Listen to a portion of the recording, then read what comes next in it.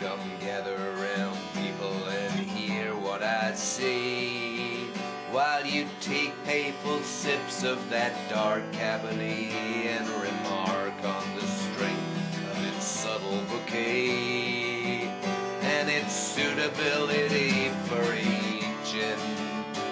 'Cause I'm telling you now, it won't last out the day, 'cause the wine's the origin. Hi there, Simon from simonwoods.com here. Cabernet Sauvignon. Is it the world's greatest grape variety, or is it a bit boring?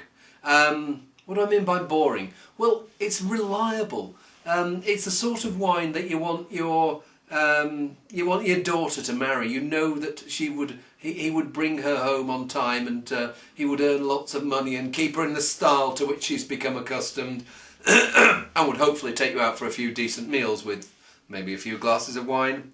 Maybe they could be Cabernet Sauvignon, maybe not. Anyway, I've got 3 Cabernets today from the Southern Hemisphere. First one, Chile. El Huique, 2004 Cabernet Sauvignon from Colchagua Valley in Chile. And it's actually good to see Chilean wine with this amount of bottle age, because a lot of the time you see it and it's like maybe 18 months, maybe even 2 years old, but often not much older. And you taste it and it tastes okay, and you think, okay, but it's a bit boring. It's a bit simple. It tastes like the last bottle of Chilean Cabernet I had. But then if you give them a chance to age a little bit more, which not many people do, then suddenly the bit more of the personality of the vineyard and the producer comes through in the wine. Hopefully. Let's see whether it does in this one. Well, it does. It is showing a touch of its maturity. It's slightly soft, plummy, maybe a bit of tomato going on there. Yes, there's the blackcurrant and there's the blackberry, but there's none of that, what I call the classic Chilean blackcurrant pastel edge, which for me is not necessarily all that attractive in a wine. Here I don't get it at all. Let's taste it, see what it's like.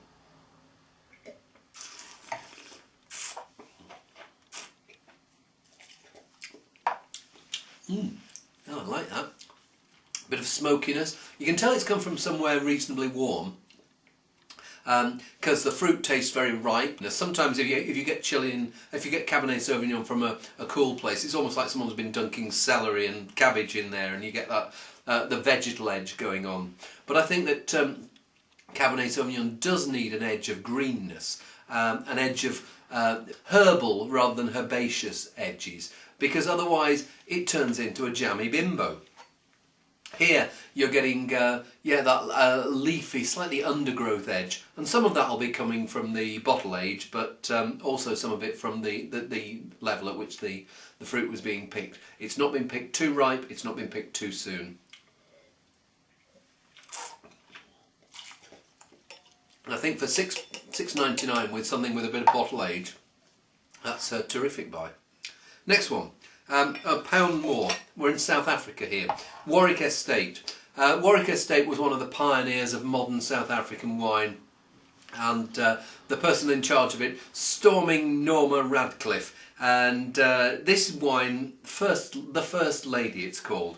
Now, to be honest, I mean, if you'd been the matriarch of a wine company that's been going since I think they started in 1964.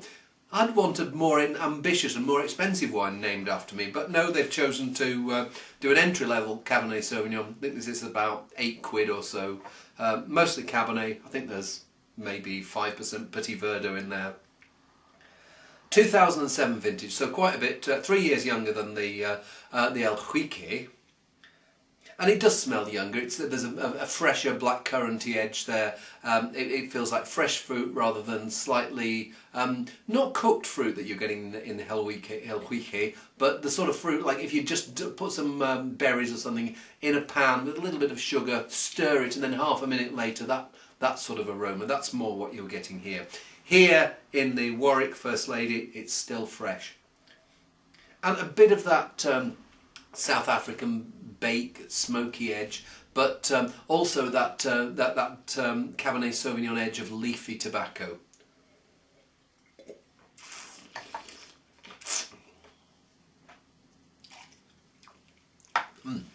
Now, yeah, that's a That's another good, not daft price wine.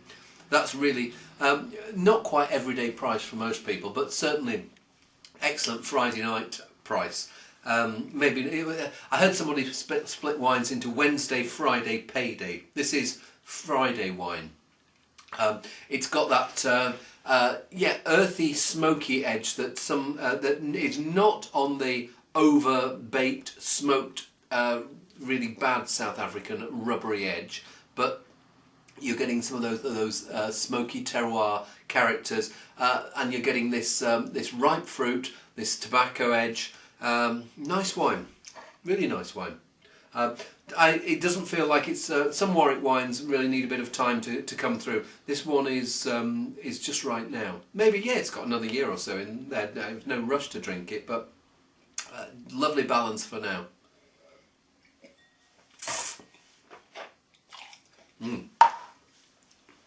14% alcohol. I think the other one was 14. Yeah, 14.5% the other one. Final one. Back to 14.5%, back to Colchagua Valley. Now, Colchagua was probably put on the map for most people by this winery, Montes.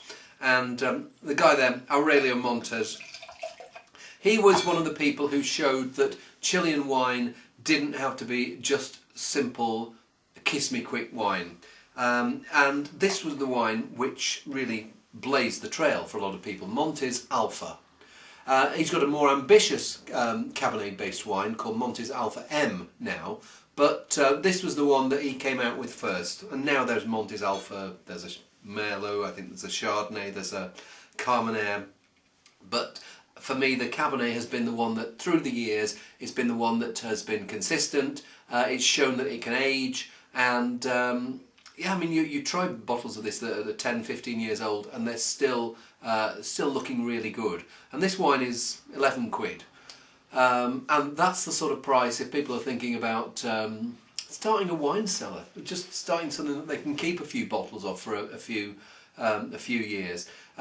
Bottles of this, if you buy this at £11, it's not going to disappoint you, and it'll go on for 10 years at least.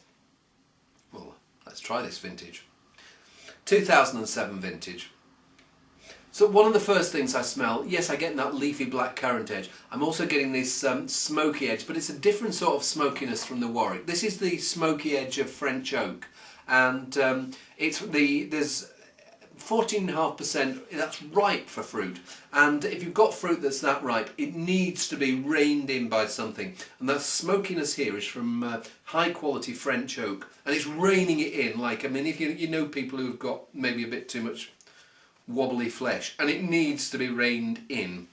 Now this is acting like a corset, and it's just keeping it, it's restraining it, and it's always going to be there. It's never going to let it go too wobbly and overbalance, if you know what I mean.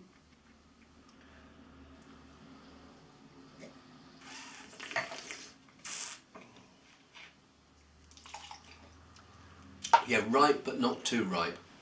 Maybe more of that classic Chilean blackcurrant pastel character coming through here, but there's that there's the earthiness is something that I really enjoy here. Earthiness mixed with the smoky oak. It just feels like it's got layers and layers of flavour still to emerge. It's at 2.5 years old, and it feels like a pup. I mean, I'd try and if you can drink it now. But I would recommend 2 years minimum, and I think certainly there's another 10 years life ahead of this at least.